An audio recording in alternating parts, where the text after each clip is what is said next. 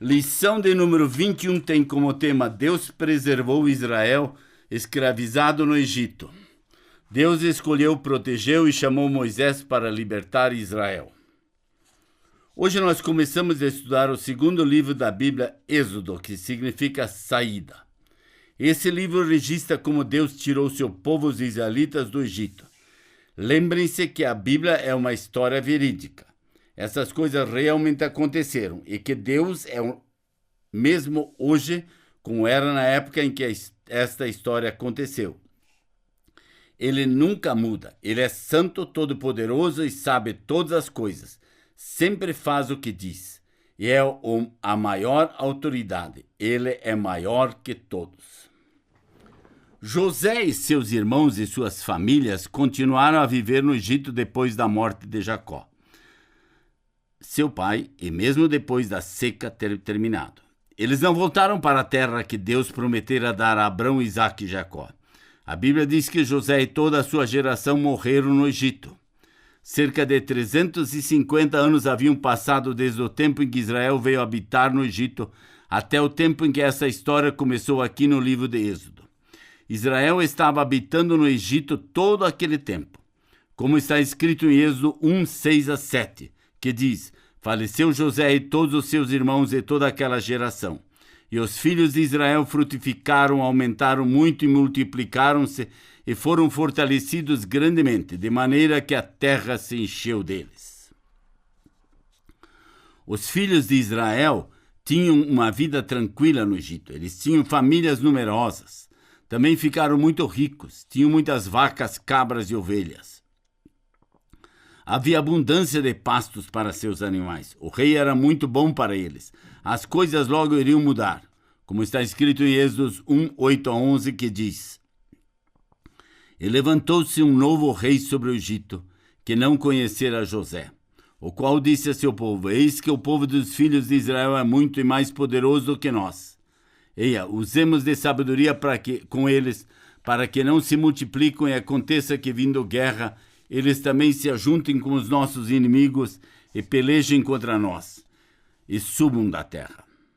E puseram sobre eles maiores tributos para os afligirem com suas cargas, porque edificaram a Faraó cidades armazéns, Pitom e Ramassés. Quem vocês acham que estava orientando o Faraó em seu plano maligno? Satanás. Ele odeia Deus e o homem. Por que Satanás iria querer destruir a nação de Israel? Satanás sabia que Deus havia prometido enviar um libertador que o destruiria e libertaria o homem do seu poder.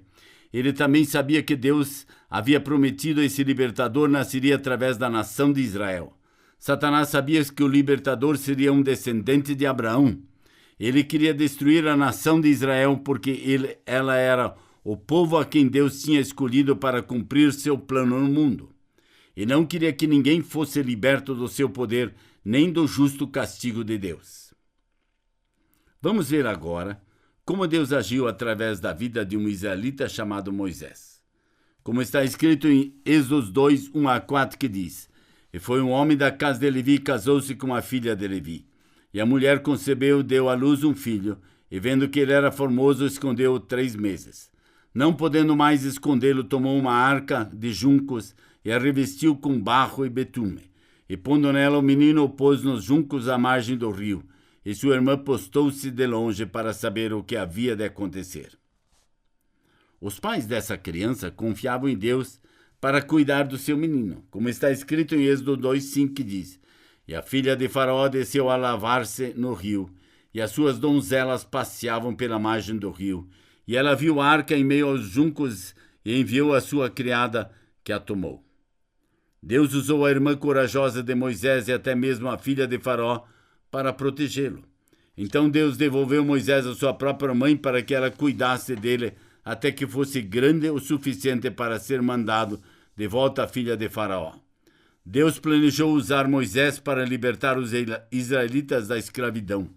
Ele sabia que Moisés estaria mais seguro na casa de Faraó do que em qualquer outro lugar. Ele também sabia que Moisés aprenderia muitas coisas que seriam importantes para ele em sua obra futura como líder de seu povo. Escritos egípcios dessa época mencionam que os filhos dos líderes egípcios recebiam instruções quanto a ler e escrever e também recebiam treinamento quanto à liderança doméstica e militar. Moisés provavelmente recebeu esse tipo de instrução uma vez que foi criado na casa de Faraó. Como na história de José, podemos ver Deus operando em situações adversas para realizar seus propósitos e para trazer os melhores resultados para seu povo. Deus é maior que Satanás. Deus é maior que tudo e que todos. Coisa alguma pode impedir de fazer o que ele planeja.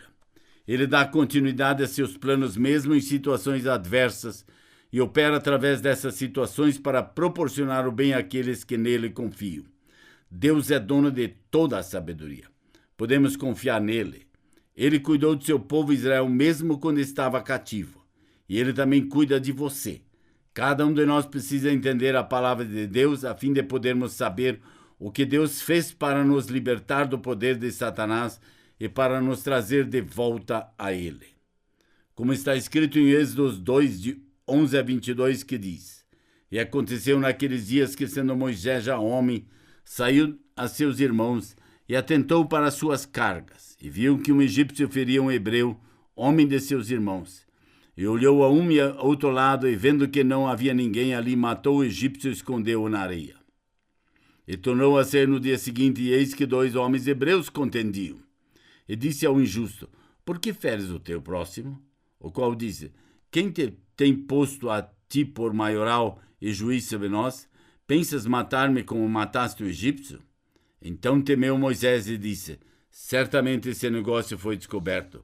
Ouvindo, pois, Faraó este caso, procurou matar a Moisés. Mas Moisés fugiu de diante da face de Faraó, habitou na terra de Midian e assentou-se junto a um poço. E o sacerdote de Midian tinha 7 filhas, as quais vieram tirar água e encheram os bebedouros para dar de beber ao rebanho de seu pai. Então vieram os pastores e expulsaram-nos dali.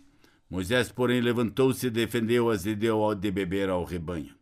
E voltando elas a Reu, seu pai, ele disse: Por que hoje tornaste tão depressa? E elas disseram: Um homem egípcio nos livrou da mão dos pastores, e também nos tirou água em abundância e deu de beber ao rebanho. E disse às suas filhas: E onde está ele? Por que deixastes o homem? Chamai-o para que coma pão. E Moisés consentiu em morar com aquele homem, e ele deu a Moisés sua filha Zípora, a qual deu à luz um filho a quem ele chamou de Gerson, porque disse: Peregrino fui em terra estranha. Os israelitas foram mantidos cativos pelo malvado Faraó. Eles não podiam fugir. Moisés tentou ajudá-los, mas falhou. Nenhum ser humano poderia libertar seu povo do malvado governante do Egito. Somente Deus poderia ajudá-los. Assim como os israelitas foram mantidos cativos pelo Faraó, também nós nascemos e vivemos sob a influência de Satanás. Não podemos nos libertar. Ninguém pode libertar-nos, somente Deus. Como está escrito em Êxodo 3, de 1 a 3, que diz: E apacentava Moisés o rebanho de Jetro, seu sogro, sacerdote em Midian. E levou o rebanho atrás do deserto e chegou ao monte de Deus, a Horebe.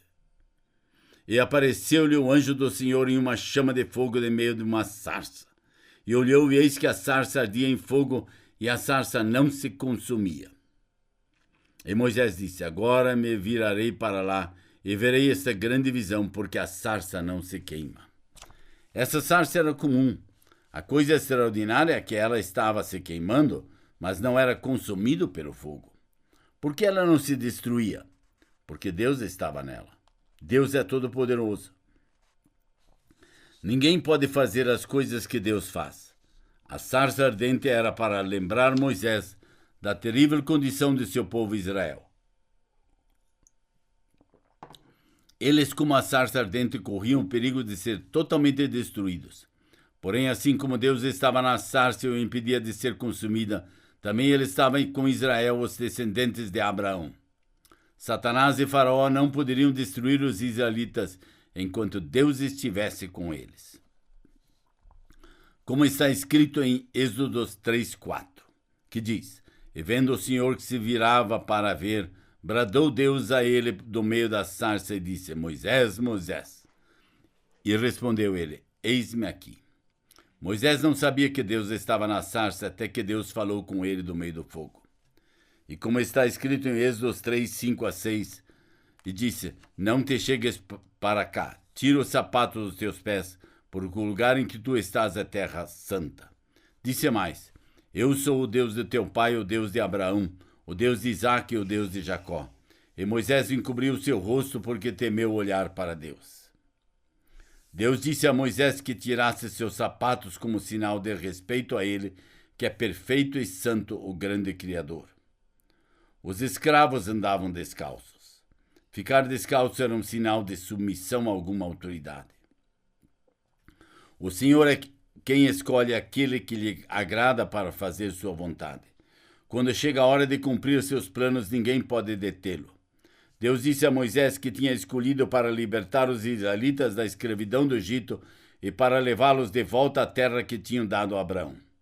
Como está escrito em Êxodo 3:7-10, que diz: E disse o Senhor: Tenho visto atentamente a aflição do meu povo que está no Egito, e tenho ouvido o seu clamor por causa dos seus exatores, porque conheci as suas dores. Portanto, desci para livrá-lo da mão dos egípcios, e para fazê-lo subir daquela terra a uma terra boa e larga, a uma terra que emana leite e mel, ao lugar do cananeu, do Eteu e do Amoreu, do Perizeu, do Eveu e do Jebuseu. E agora eis que o clamor dos filhos de Israel é vindo a mim, e também tenho visto a opressão com que os egípcios oprimem. Vem agora, pois, e eu te enviarei a Faraó para que tires o meu povo, os filhos de Israel, do Egito. Moisés falhou quando tentou ajudar seu povo. Ele sabia que não era capaz em sua própria força de confrontar o rei e libertar Israel da escravidão. Como está escrito em Êxodo 3:11, que diz: Então Moisés disse a Deus: Quem sou eu que vá a Faraó e tire do Egito os filhos de Israel? Deus disse a Moisés que seria com ele, deu-lhe um sinal. Deus prometeu a Moisés que o traria de volta àquela montanha onde ele estava diante da sarça ardente. A montanha se chamava Monte Sinai ou Monte Horebe. Como está escrito em Êxodo 3:12-13, que diz: E disse: Certamente eu serei contigo, e isto te será por sinal de que eu te enviei. Quando houveres tirado este povo do Egito, servireis a Deus neste monte. Então disse Moisés a Deus: Eis que quando eu for aos filhos de Israel, eles disseram: O Deus de vossos pais me enviou a vós. E eles me disseram: Qual é seu nome? Que lhes direi? Moisés ainda não estava satisfeito. Seu próprio povo, os israelitas, o havia rejeitado quando ele tentara ajudá-lo anteriormente. Será que eles acreditariam nele agora? Como está escrito em Êxodo 3:14, que diz: E disse Deus a Moisés: Eu sou o que sou. Disse mais: Assim dirás aos filhos de Israel: Eu sou, me enviou a vós. Durante o tempo em que a Bíblia foi escrita, os nomes tinham significados. O nome de uma pessoa enfatizava alguma característica ou qualidade pessoal. Por exemplo, o nome de Moisés significava retirado porque ele foi tirado da água quando a filha de Faraó o encontrou. Talvez você já tenha visto livros que trazem o significado dos nomes atuais. Mas como Deus podia dar a si mesmo apenas um ou dois nomes, é impossível porque Deus é muito grande para ser descrito. Que nome podia dar a si mesmo que significasse para os israelitas tudo o que pode saber sobre ele? Seria possível. Por isso Deus mandou Moisés dizer aos israelitas que eu sou o tinha enviado. O nome eu sou inclui tantos atributos que não podemos entendê-lo completamente. Significava que Deus não precisa de nada. Ele é autoexistente. Vocês se lembram das primeiras palavras da Bíblia? No princípio criou Deus. Deus já existia no princípio. Ele não teve começo e jamais terá fim. Ele criou tudo. Ele é o grande eu sou. Ele é maior que tudo e que todos. O faraó, os egípcios e até mesmo Satanás não poderiam deter o povo de Deus depois que o Senhor, eu sou, decidiu libertá-los.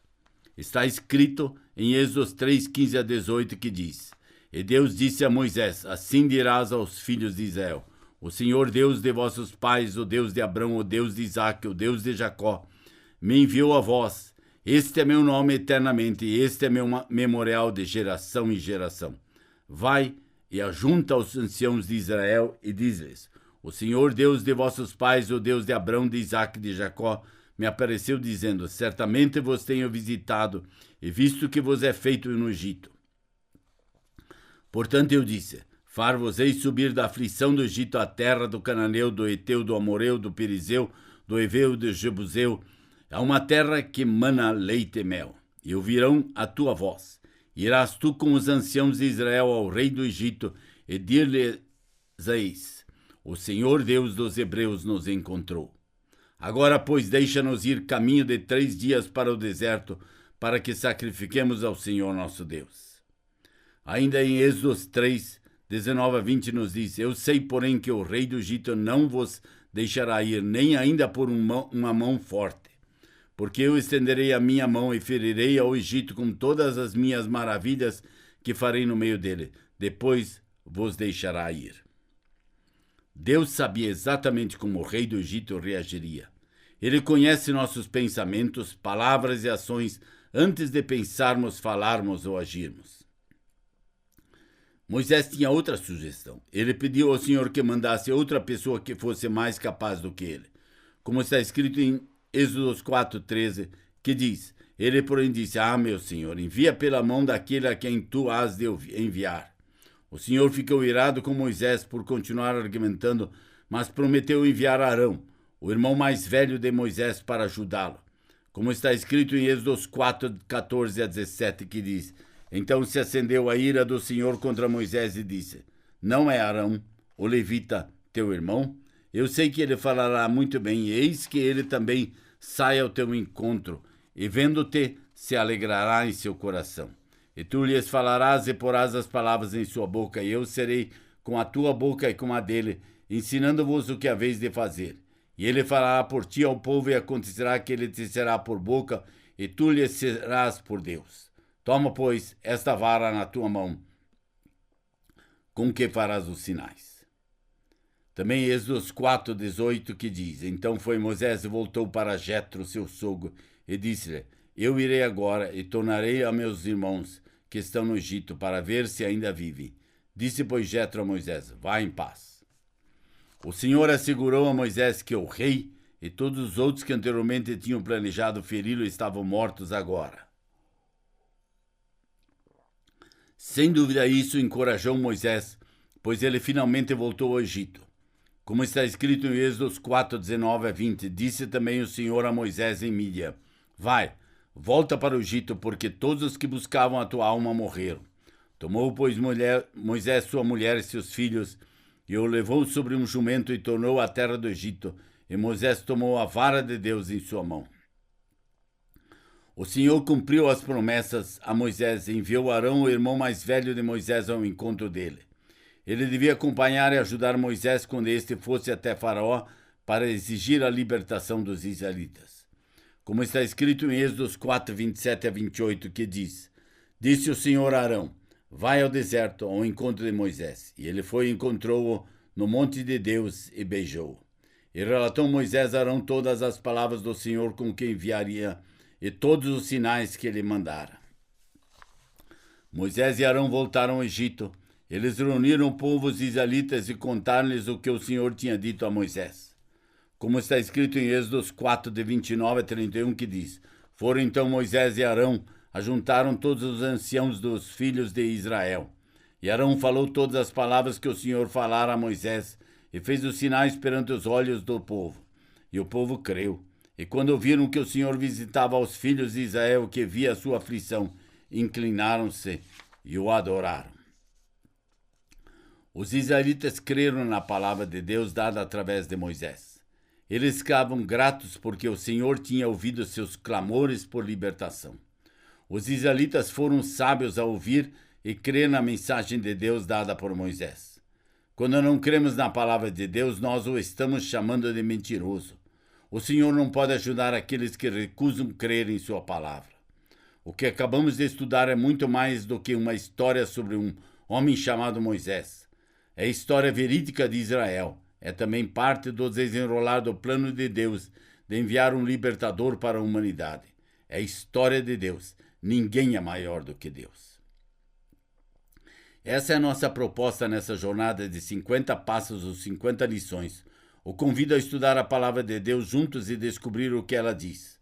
Conto com você no nosso 22º passo dessa jornada ou na nossa 22ª lição. Até lá e muito obrigado por sua atenção.